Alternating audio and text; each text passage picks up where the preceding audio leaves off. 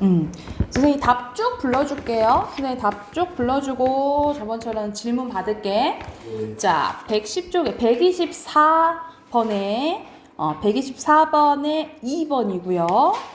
125번에 4번, 그리고 126번에 3번, 127번에 4번, 그리고 128번에 1번이고요.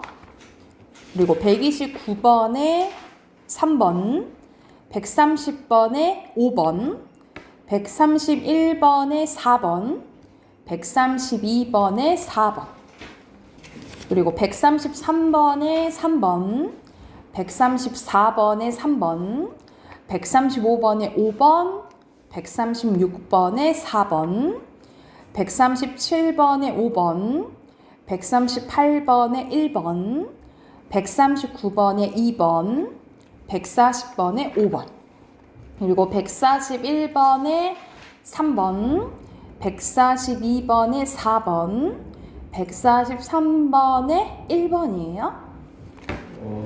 자, 110쪽 질문 없고, 111쪽 세 개 다? 네. 126쪽 봐보자. 빨리 봐볼게. 여기서는 이제 분석하면 항상 귀찮다고 생각하지 말고 주어 서술로 표시하시라고요. 그는 기억하지 못했대. 뭘 기억하지 못했어? 자신이 아팠다는 주어 서술어죠? 이걸 뭘 꾸며줘? 사실을 꾸며주지, 그치? 그럼 이거는 관형절을 아는 문장이죠, 그죠? 그리고 삼계탕이 보양식이래. 근데 어떤 보양식이야? 너희가 내일 점심에 먹는이 또 뭐 꾸며줘? 삼계탕 꾸며주죠, 그쵸? 이것도 관형절을 아는 문장인 거지, 그치? 이렇게 봤을 때 적절하지 않은 것은 영희는 몇 번 했어요? 1번 봐볼까?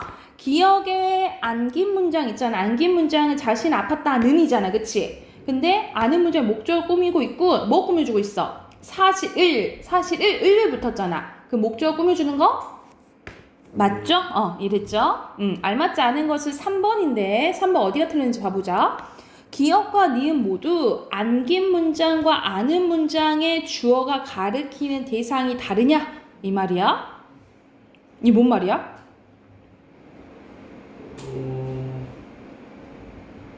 안긴 문장과 아는 문장의 주어가 가리킨 대상이 다르대.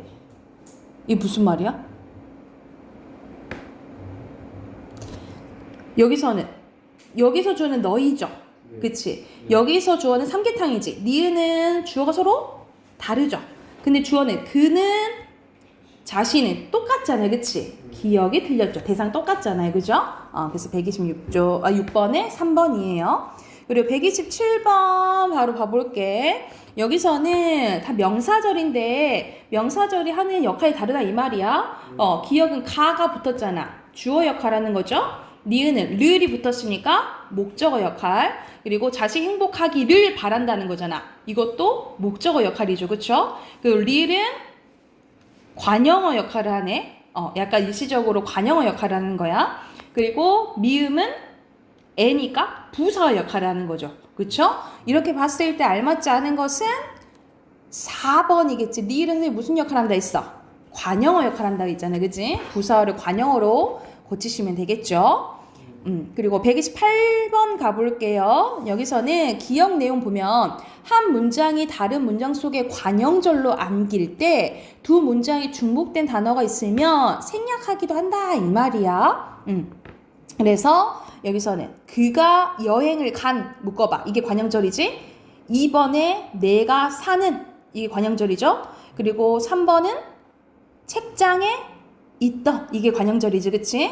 그리고 4번은 동생이 먹을. 그리고 5번에는 골짜기에 흐르는. 근데 뭐는 생략 안 돼 있어. 네가 골라봐. 주어? 그러니까 생략이 안 돼 있는 거. 안 되는 거? 절만 봐봐. 뭐가 안 됐지? 거꾸로 해볼래? 골짜기에 흐른대. 골짜기에 흐른대. 물이, 그치? 주가 생략돼 있는 거죠? 동생이 먹었대. 뭐를? 네. 딸기를. 목적어가 생각돼 있는 거지. 그치? 책장에 있대. 뭐가? 소설책? 이 주어가 생각돼 있는 거죠. 그쵸? 내가 산대. 어디에? 마을? 예, 부사어가 생각돼 있는 거죠. 그쵸? 그가 여행을 갔다. 생각돼 있는 게 있어? 없지? 1번이죠. 이해됐어요? 그 다음에 112쪽. 가요. 129쪽 또 봐보자. 여기서는 알맞지 않은 건데 기억은 주어, 니은은 목적어, 디귿은 부사어네요. 여기서는 해당하는 예 기억, 니은, 디귿을 잘 봐야 되는 거지. 주어, 목적어, 부사 역할을 하냐 봐야 되는 거야. 그치? 알맞지 않은 거. 3번? 그렇지. 3번. 왜 3번이야? 두 사람이 어제 헤어졌대. 공원에서겠지. 그치? 그러면 부사, 그치? 디귿에 해당되겠죠. 이해됐나요? 그래서 첫 번째 문장 때문에 틀렸죠. 그죠? 그리고 130번 또 보면은 자, 여기서는 서술절 얘기하는, 기억은 서술절이죠. 앞발이 짧다. 그리고 나무가 많다. 기억니는 서술절이고, 그리고 디귿은 주어 서술 하나의 혼문장이죠. 그죠? 그래서 알맞지 않은 것은 5번인데, 니은의 나무가 주어죠. 근데 대학생이는 뭐야? 되다 아니다 앞에서는 뭐야? 주어? 그 서술어. 되다 아니다라는 서술 앞에는 보충해주는 말. 보어지 이거는. 이거 주어가 아니고 보어 역할하는 거죠. 그래서 이것 때문에 틀렸지. 113쪽. 가요. 자, 131번 보면은 주어 서술어 주어 서술어. 근데 면을 봐야겠지, 그치? 그러면 가는 종속 쪽으로 이어진 문장이고, 그리고 마을은 고요했대. 눈이 내리니 마을 꾸며주죠. 그러니까 관형절을 아는 문장이지, 그치? 네. 그리고 나는 몰랐대. 그가 왔음을. 나왔으니까 이건 명사절을 아는 문장이죠, 그쵸? 여기서 적절하지 않은 것은 영희는 몇 번 했어요? 2번이요. 2번 보면은 디귿은 리을의 주어를 꾸며주는 역할 합니까? 디귿은 리을 꾸며주잖아요. 그쵸? 관형절이니까. 그치? 이거 너 전체인 줄 알고 착각했구나. 마을만 꾸며준 줄 알고. 예. 근데 꾸며준다라고 볼 수 있겠죠, 그쵸? 근데 너무 아닌 게 있는데 4번이 아니야. 어디가 틀린지 봐보자. 나와 달리 다는 절이 전체 문장의 한 성분으로 안겨 있습니까? 달리가 아니지. 둘 다 안겨 있잖아요, 그치? 왜냐면 둘 다 아는 문장이잖아요. 그러니까 달리가 틀렸죠. 나와 다 안겨 있다라고 보면 되겠죠. 그리고 132번 보면은 다 어떠냐 봐보자. 그가 밝혀졌대. 이 사건의 범인이다 라는 게 밝혀졌대요. 근데 그가 이 사건 범인이 밝혀진 거잖아요. 전체를 주어 역할하는 명사절을 아는 문장이죠. 그리고 사실이 드러나는데 어떤 사실? 언니가 빵을 먹은 관형절을 아는 문장이고, 오빠가 먹었대. 동생이 가게에서 산 빵을. 이것도 관형절을 아는 문장이죠. 나는 기다렸대. 집에 가기만을. 기스였잖아. 명사절을 아는 문장이죠. 다 표시했지? 누나가 바쁘대. 집에 가기에. 집에 가기. 또 명사절을 아는 문장이죠. 그쵸? 근데 여기서 적절하지 않은 것은 4번인데 4번 어디가 틀린지 봐보자. 안긴 문장의 주어는 디귿과 미음의 안긴 문장의 주어 봐보자. 안긴 문장의 주어는 뭐야? 디귿에서는 동생이지. 그치? 그리고 미음에서는 생략돼 있죠. 그쵸? 네. 근데 주어는 뭐 누나가 볼 수 있겠지. 그치? 근데 각각의 아는 문장의 주어와 달라요? 미음은 똑같지. 그치? 누나가 똑같잖아. 미음 때문에 틀렸죠.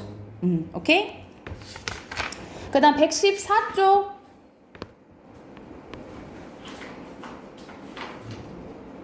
134번 빼고 다요. 133번 가보자. 알맞지 않은 거. 이것도 표시하시면 되겠죠. 영수는 키가 매우 크대. 서술절을 아는 문장. 그리고 영수는 몰랐대. 꽃이 핀 사실을. 꽃이 핀이 사실 꾸며주니까 관형절을 아는 문장. 영수는 가버렸대. 말도 없이가 가버렸다 꾸며주니까 이건 부사절을 아는 문장. 영수는 좋아한대. 공원을 산책하기. 기 있으니까 이건 명사절을 아는 문장.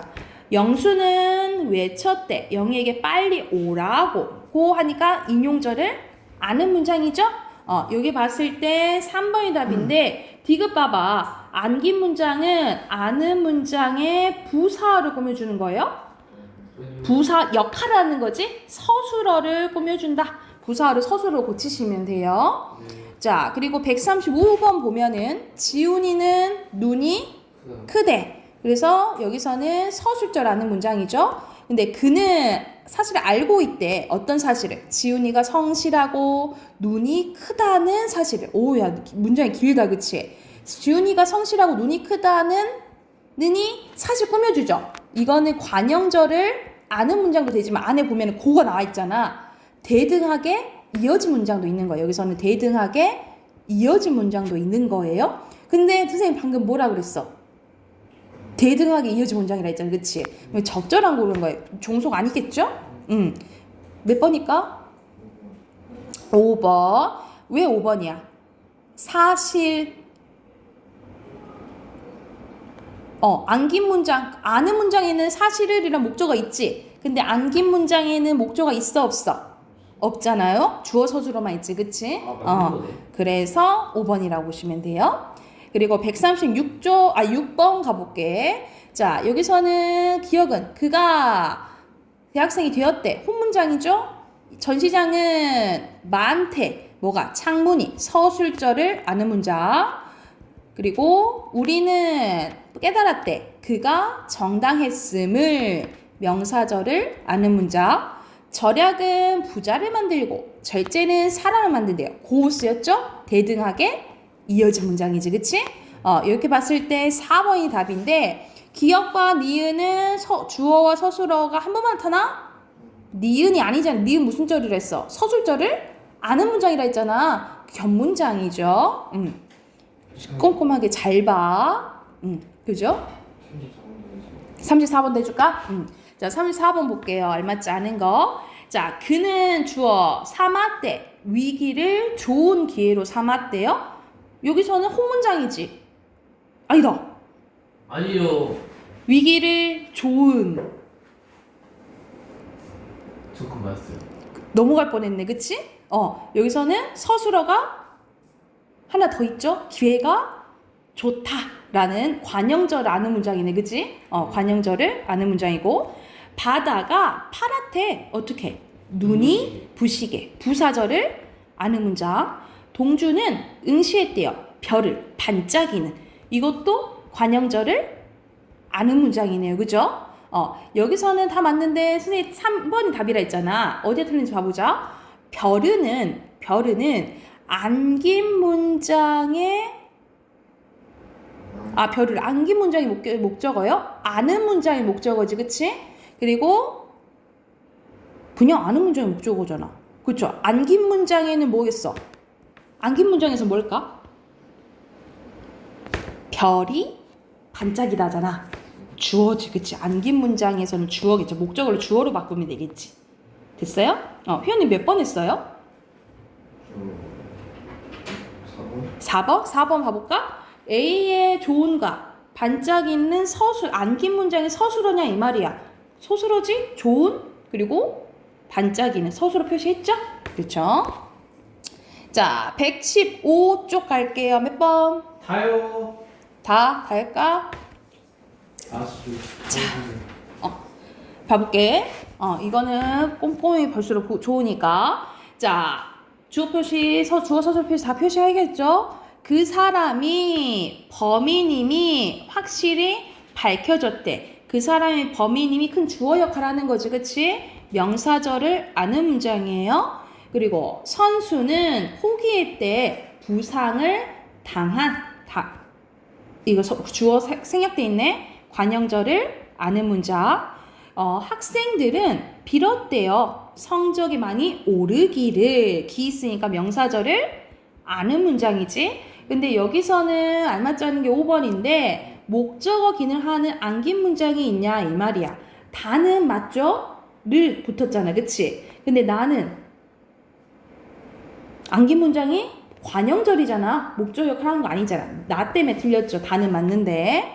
그리고 138번 넘어가 되겠어요? 영현 넘어가 되겠어?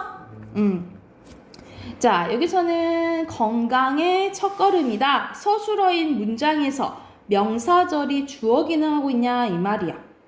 이게 뭔 말이야? 아니에요.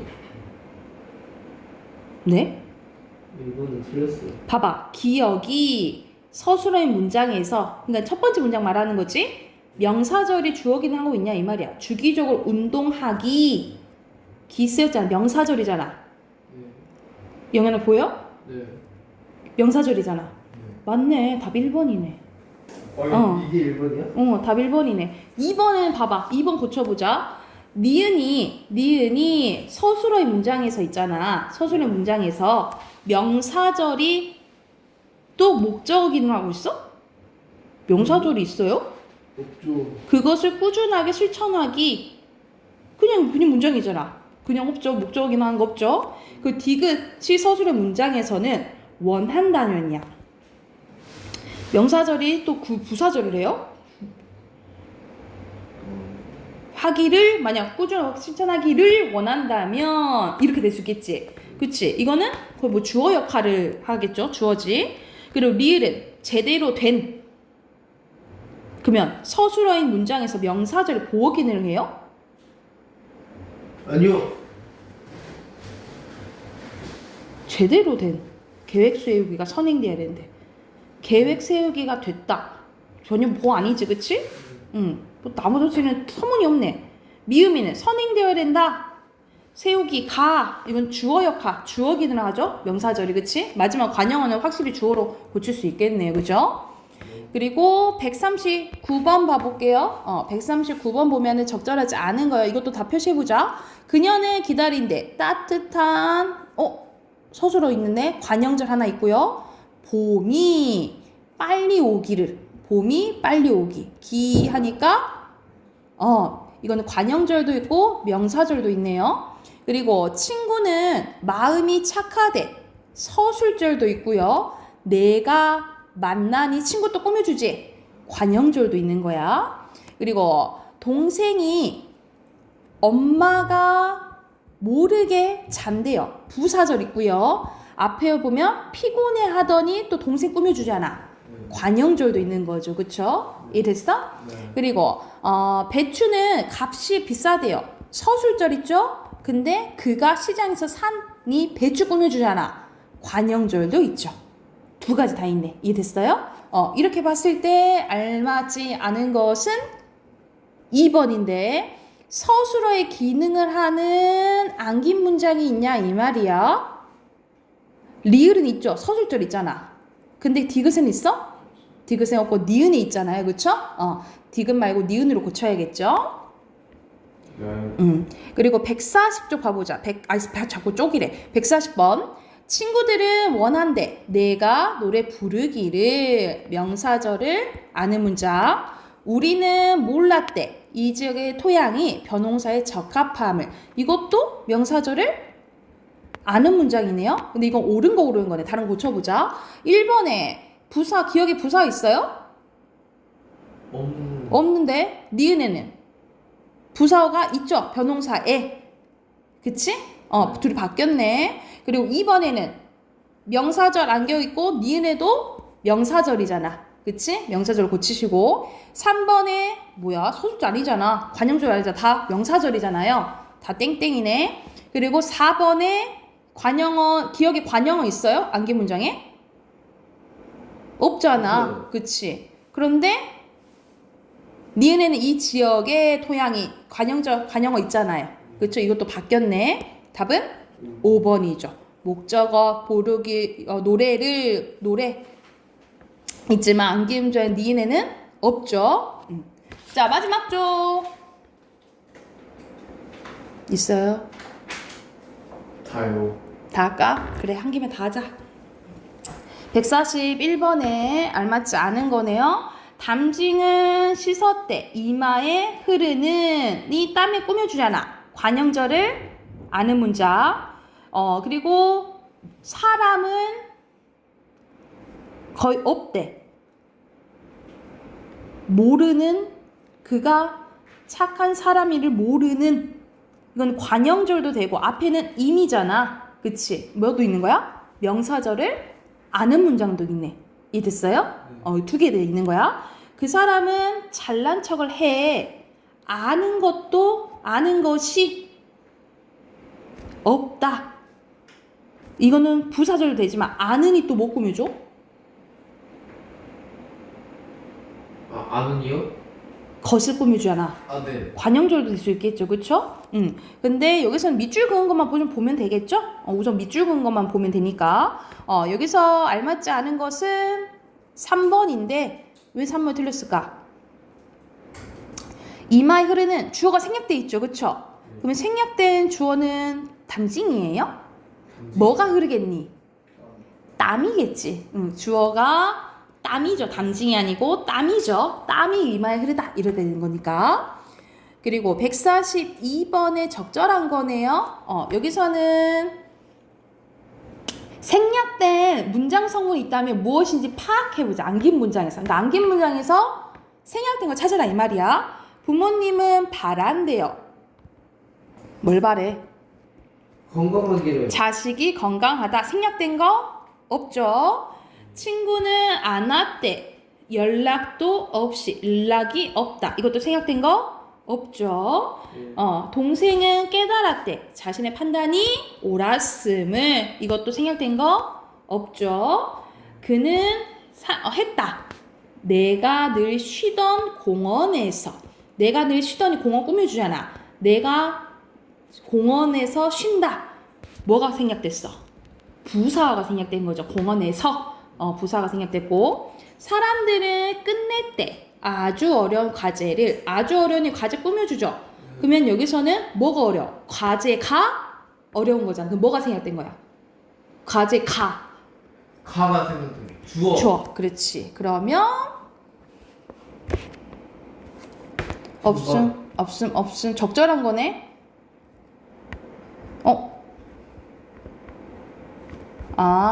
명사절이죠? 아, 2번인가? 그리고 니은은 부사절이죠? 틀렸네 뭐야. 디귿은 명사절이죠? 맞는데? 이건 없죠? 그치. 답은 4번이네요. 마지막 봐보자. 자, 자전거는 내 친구의 것이래. 내가 빌린. 관형절을 아는 문장. 그리고 우리는 도착했다. 공연이 시작되기 전에. 공연이 시작되기가 전 꾸며주가. 이것도 관형절을 아는 문장. 영수는 손가락이 길다. 서술절 아는 문장. 근데 피아노를 잘 치는. 관형절 아는 문장 두 가지 있네요. 그리고 파수꾼이 파수꾼이 마을에 사는 사람들 속였음이 드러난 거지. 크게 명사절이네요. 근데 파수꾼이 명사절도 있고, 근데 파수꾼이 마을의 사람들을 속였다. 이건 명사절 아는 문장. 이것만 되겠네, 그치? 그러면 여기서 적절하지 않은 것은 1번이에요. 1번 어디가 틀렸어? 영현아 이거 해봐봐. 봐봐. 모두 서술어의 기능을 하는 안긴 문장이 있냐 이 말이야. 서술절이 있는 건 뭐밖에 없어? 뭐밖에 없다 했어?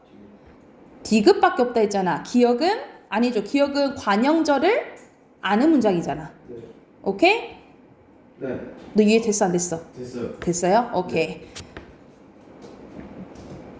오늘 문법 이거 풀이하다가 시간 다 갔다. 문법은 아직 47분밖에 안 되는데요? 우선 하고 독서 합시다.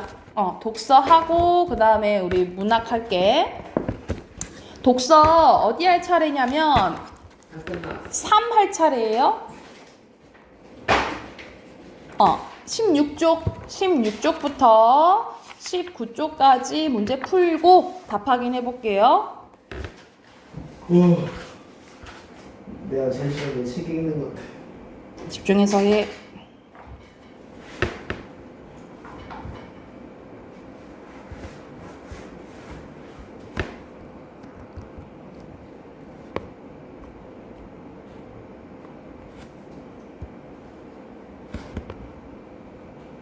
할게요. 답 확인해 봅시다.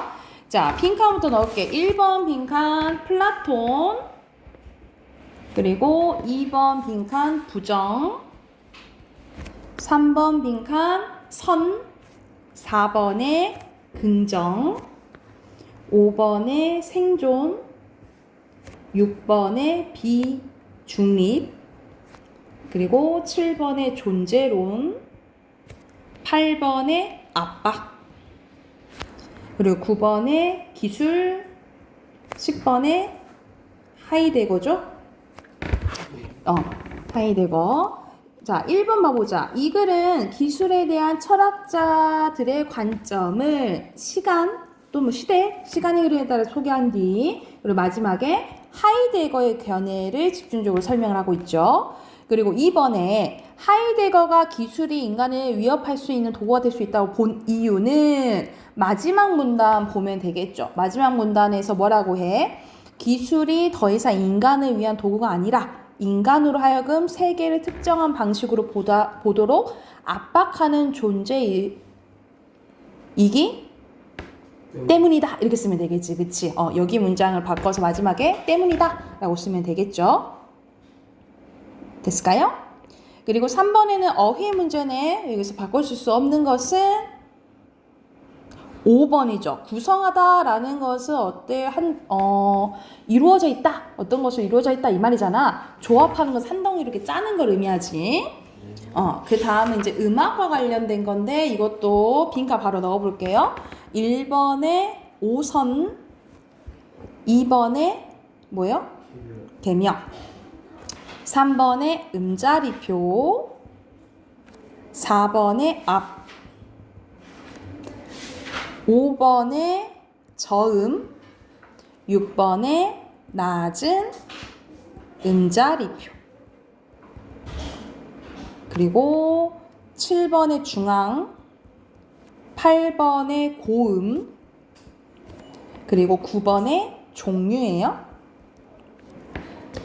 자, 여기서는 4번의 내용 일치 문제네, 그지? 알맞지 않은 것은 여기서는 5선은 변화하나?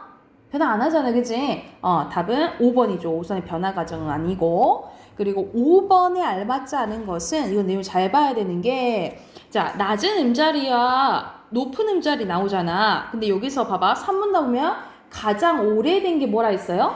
낮은 음자리표라 했죠. 그쵸?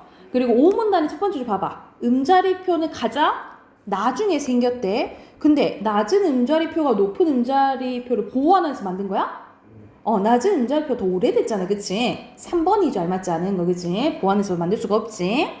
그리고 6번은 A를 잘 봐야 돼요. 우리가 A 부분에 여섯 번째 줄 봐볼까? 여섯 번째 줄 보면은 C의 중앙 부분이 1번 줄에 걸리면 1번 줄이 뭐가 된대? C4가 된다라는 거지. 그러면 여기서 봐봐. C4가 되는데 봐봐. 여기가 걸리면 이게 C4가 된다라는 거야. 그러면 3, 4번 중에 하나가 되겠죠. 그치? 3, 4번 중에 하나가 되는데 근데 C4는 기본적으로 시작되는 게 도잖아. 도가 돼야겠죠. 여기가. 그러면 몇 번이야? 4번이 되겠죠. 이것만 보고 바로 체크할 수도 있겠지. 그치?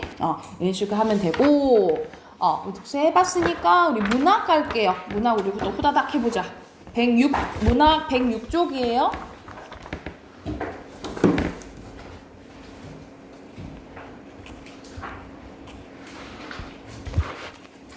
우리 계속 소설하고 있는데 앞에서 이제 소재가 어떤 역할을 하는지 그리고 배경이 어떤 역할을 하는지에 대해서 이제 수능 문제가 나왔는데 손창섭의 비 오는 날이야. 그럼 비 오는 날이라는 것은 배경이잖아요. 그치? 이 배경이 어떠한 이제 역할을 하는지를 한번 봐볼게요. 항상 옆에 보기 같은 거 보면은 읽고 작품 보는 게 더 좋다 했잖아요. 그치? 여기서 이 작품은 전후소설이래요. 그러면 우리나라 전쟁하면 뭐 생각하면 돼? 유교전, 그렇지. 유교전쟁이 생각하면 되겠지. 그래서 대표하는 작품으로 비인간적이고 무기력하며 참담한 삶의 모습을 보여준대요. 그리고 전쟁이라는 상황이 인간을 얼마나 무기력하게 만드는지 사실적으로 보여준다 이 말이에요. 그러니까 우리가 전쟁은 이런 우리 사람을 둘러싸고 있는 환경이잖아. 이 환경이 인간한테 얼마나 큰 영향을 끼치는지에 대해서 알려주는 작품이라고 보시면 돼요. 자, 그러면 한번 봐볼게. 원구가 나오네요. 이렇게 비 내리는 날이면 이라는 배경이 나오잖아. 이 배경은 이제 어떤 역할을 하냐면 이 시대를 어떻게 보는 거예요? 긍정적으로 봐? 부정적으로 봐? 부정적으로 보는 거죠. 그래서 여기서는 약간의 시대적 부정성 그리고 비극적인 상황을 암시한다 라고 보시면 돼요. 이런 비극적인 상황을 암시하는 게 이 비 내리는 날이라고 보시면 돼요. 원구의 마음은 감당할 수 없도록 무거워졌다라는 거야. 그것은 동욱남매의 음산한 생활 풍경이 그의 뇌리를 영사막처럼 흘러가기 때문이었는데, 그러니까 원구가 동욱남매를 이제 떠올리게 된 거야. 빗소리를 들을 때마다 원구에게는 의뢰 동욱과 그의 여동생 동옥이가 생각이 났는데, 왜냐면 이 동욱이랑 동옥은 약간 비 오는 날처럼 약간 비극적이고 이런 삶을 살았기 때문에 비가 내리니까 그 남매가 생각이 났겠죠. 그죠? 그들의 어두운 방과 쓰러져가는 목조 건물이 비의 장막 저편에 우울하게 떠오르는 것이었다. 비록 맑은 날일지라도 동욱 오니의 생활을 생각하면 원구의 귀에는 빗소리가 설레고 그 마음구석에는 빗물이 스며드는 것 같았대. 원구의 머릿속에 떠오르는 동욱은 그 모양은 언제나 비에 젖어 있는 인생들이었다라는 거죠. 그러니까 이 동욱은 어떤 삶을 살고 있었다는 거야. 불행하고 비극적인 삶을 살고 있다라는 것을 알려주는 이제 내용인 거죠. 그리고 이제 원구, 동남매 이렇게 나오잖아. 특히 이제 원구 입장에서 좀 나오긴 하지만 3인칭 전제 작가 시점인 걸 알 수가 있겠죠. 동욱의 거처를 왕방하기 전에 원구는 어느 날 거리에서 동욱을 만나 저녁을 한 적이 있었는데, 동욱은 밥보다도 술을 먹고 싶어 했대. 우리가 술이 땡긴다는 것은 어떤 거야? 되게 힘든 거죠. 그치? 힘든 걸 얘기하겠죠. 술을 마시는 동욱의 태도는 제법 애주가였는데 잔을 넘어 흘러내린 한 방울도 아까워서 동욱은 혀끝으로 잔굽을 핥았대요.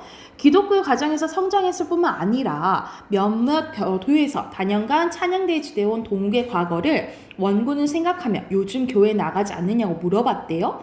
동욱은 멋쩍게 신고 눕고 나서 이따만큼 한 번씩 나가느라 하고, 그럴 때는 견딜 수 없는 절망감에 숨이 막힐 것 같은 날이라는 것이었다. 그러니까 힘들면 이제 나간다는 거지, 그치?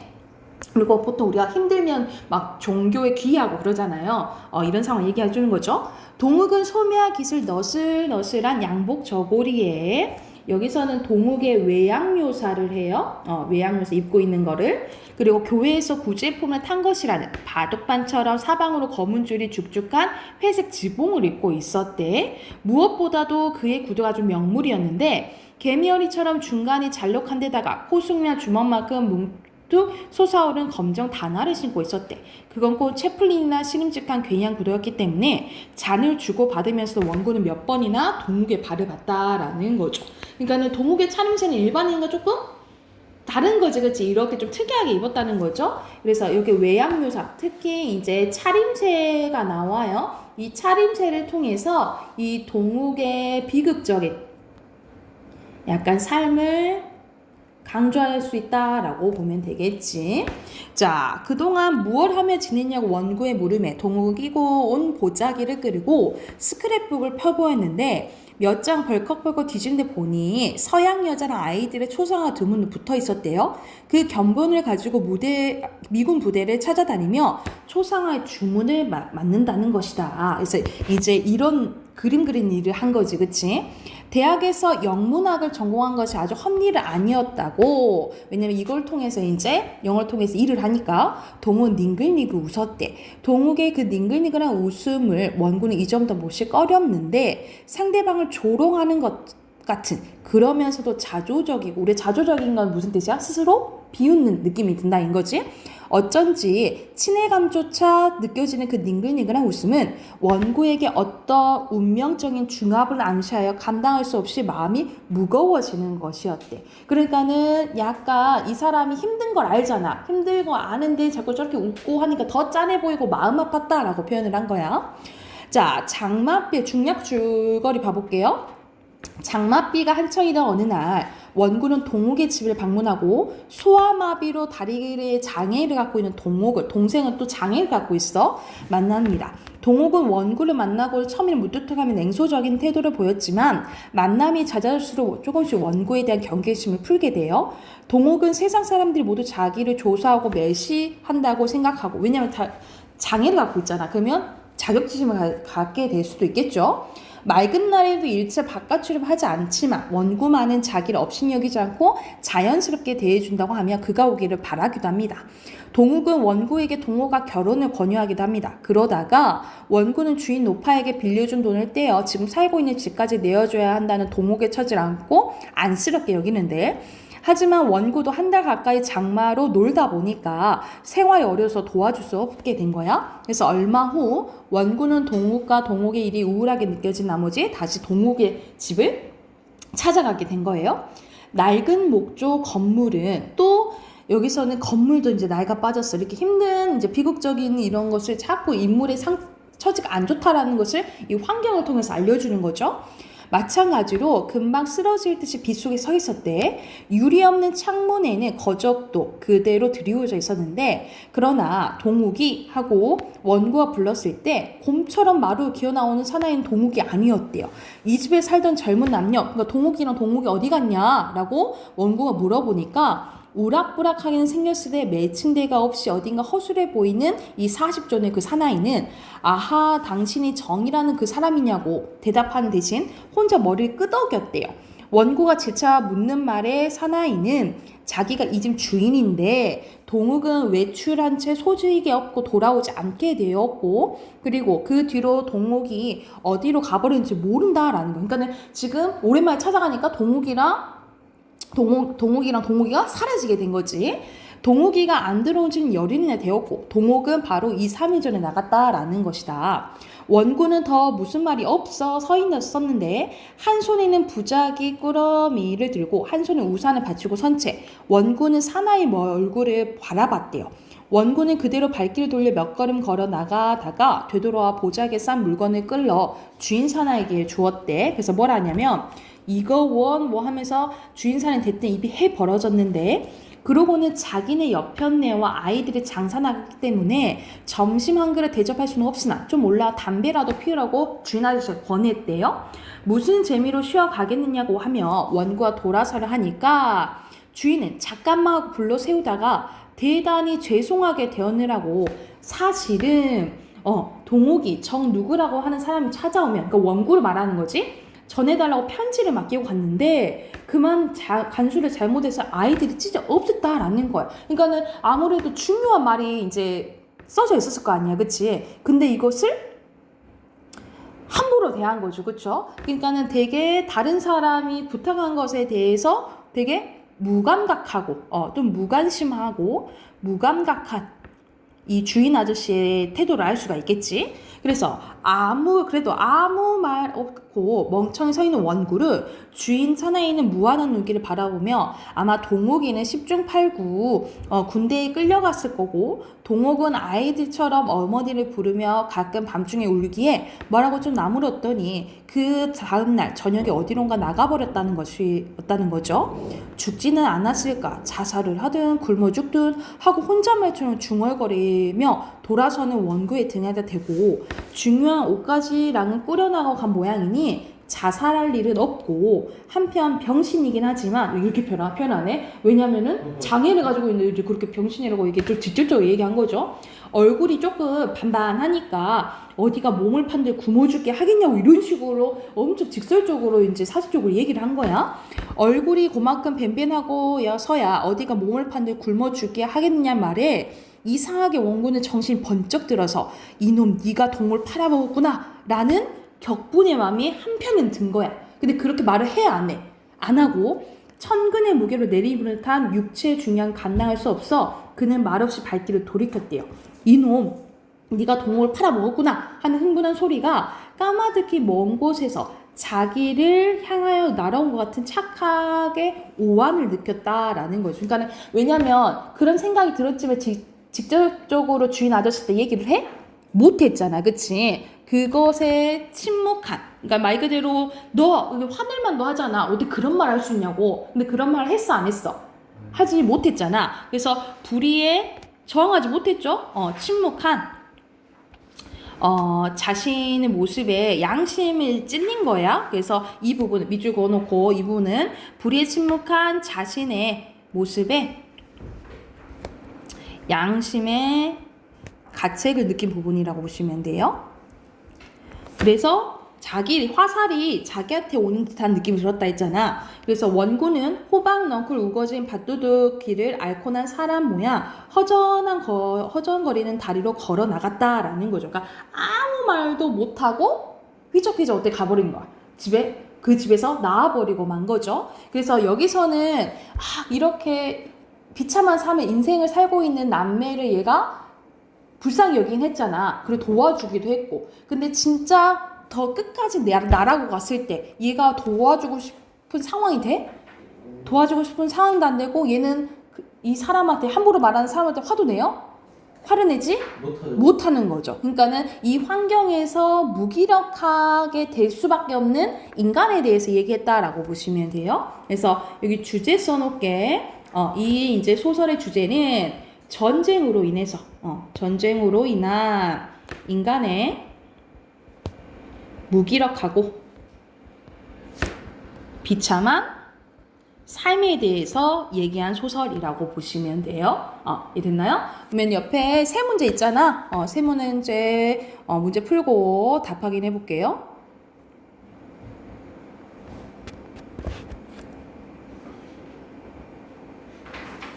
해볼까요? 1번에 딱 여기 분위기에 안 맞는 단어가 나오지? 적극적인 태도? 아니죠, 그쵸? 4번이고요. 순서대로 보면은 그들이 사는 곳을 어두운 방과 비가 오면 빗물이 스며드는 낡은 목조 건물 묘사했죠? 그리고 동옥이가 원고에 쓴 편지를 쉽게 분실한 이야기를 보여주는 거고, 여기서 3번 보면 윗글의 배경 역할 중요하다 했잖아요. 그치? 장마철로 설정한 이유는 우리가 비가 내리면 약간 눅눅한 분위기에 되게 우울감이랑 약간 불쾌감 이런 것들이 느껴지잖아. 그래서 전체적으로 뭘 이제 나타낼 수 있냐면 이게 전후 소설이라 했잖아요. 그쵸? 그래서 전후에 암울한 상황을 암시하기 위해서 뭐 이렇게 써도 되고, 또는 이 장마철의 우울감이랑 불쾌감으로 되게 절망적이고, 이 인물들이 그러잖아. 절망적이고 무기력한 정서를 더욱 선명하게 드러낸 효과가 있다라고 보시면 되겠죠. 다시 정리하면 장마철 설정한 이유는 이 비오는 꿉꿉함이 우울감과 불쾌감을 유발하잖아. 그래서 더욱더 전후의 암울한 상황을 암시하거나 절망적이고 무기력한 정서를 드러내게 해준다라고 생각을 하시면 돼요. 이렇게 쓰면 되겠죠. 그쵸? 이해됐나요? 네. 두 번째 거는 내일 이어서 합시다. 오케이.